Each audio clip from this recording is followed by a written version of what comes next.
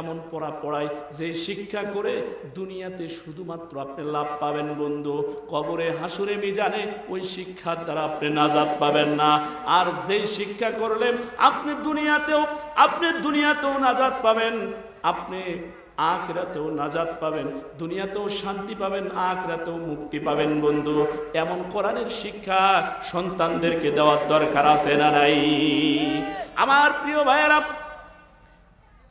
যেদিন আপনি মারা যাবেন, যেদিন আপনাকে চকলেটের মতো মুড়ি দিয়া, আমার প্রিয় ভাইয়েরা, যেদিন আপনাকে চকলেটের মতো সাদা মার্কিন কাপড় পরাইয়া খাটিয়াতে উঠাইয়া নিয়ে যায় লাশটা রাখা হবে, সেই দিন যদি মনে করেন আমার মতো হুজুরকে ভাড়া করে আনবেন, অথবা বগুড়া জামিল মাদ্রাসার সবচাইতে বড় হুজুর যিনি, তাকে ভাড়া করে আনে আপনি জানাজা নামাজটা পড়ায় নেবেন, অথবা ঢাকা বাইতুল মোকাররমের কোনো ইমামকে নিয়ে এসে আপনি জানাজা নামাজটা পড়ে নেবেন, একটু ঠান্ডা মাথায় উত্তর দিবেন বন্ধু।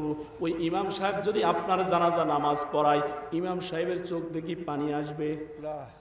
এ বন্ধু, ভাড়া করা হুজুর দিয়ে জানাজা নামাজ পড়ায় নিলে ইমাম সাহেবের চোখ দিয়ে কিন্তু পানি আসবে না, আবেগ থাকে, ইমাম সাহেব কানবে না, কান্না করবে না বন্ধু।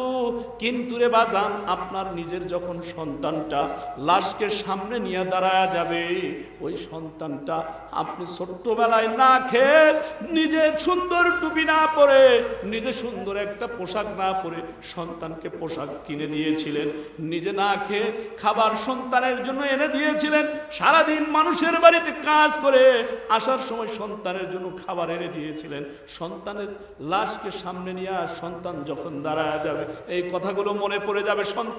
সন্তান চোখের পানি ধরে রাখতে পারবে না, বাবার লাশকে সামনে নিয়া, মার লাশকে সামনে নিয়া সন্তান যখন দাঁড়ায় যাবে বন্ধু, হে বন্ধু, মা এমন এক জিনিস রে বন্ধু, আপনারও মা আমার মা, যাদের মা দুনিয়াতে নাই, তারা বুঝতেছে মা যে কি জিনিস। কারণ রে বন্ধু, আপনার মা আমার মা, আজকের সভাপতি যিনি, তারও মা গর্ভে ধারণ করেছিল 10টা মাস 10 দিন, এই 10 মাস 10 দিন গর্ভে ধারণ করেছিল রে বন্ধু। মাত্র মায়ের যে থলিটা আছে সন্তান রাখা, মাত্র 10 ইঞ্চি জায়গা। মার যখন 7 মাস হয়ে যায়, তখন সন্তান মায়ের গর্ভে 10 ইঞ্চি হয়ে যায়, 1 ইঞ্চিও জায়গা থাকে না। এ বন্ধু, যেদিন 7 মাস 1 দিনের দিন হয়, সন্তান তখন হয়ে যায় 11 ইঞ্চি। আল্লাহ রব্বুল আলামিন এই সন্তানকে পা দুটো নিয়ে যায়, মার কলিজায় লাগা দেয়, মার কলিজায় লাগা দেয়, মার কলিজায় 1 ইঞ্চি উপরে উঠে যায়।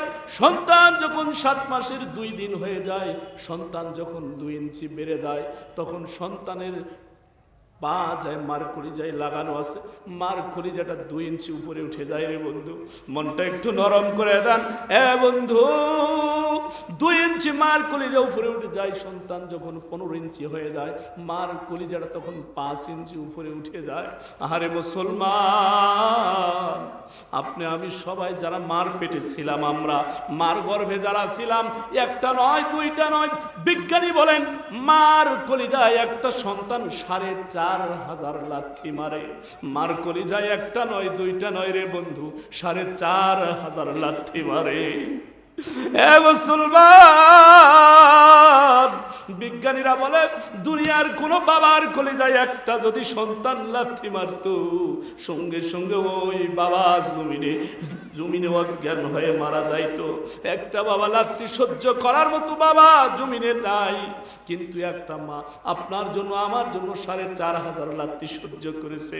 এ মুসলমান, শুধু তাই নয়, বিজ্ঞানীরা বলেন এই 4,500 লাথির মধ্যে বড় বড় 3টা লাথি মার কলিজায় মারে। বড় বড় 3 কলিজার প্রথম যখন লাথি একটা মারে, 3টা বড় বড় লাথির মধ্যে প্রথম যখন বড় একটা লাথি মারে, মার যত ডিম্বাণু আছে সমস্ত ডিম্বাণুগুলো ফেটে যায়।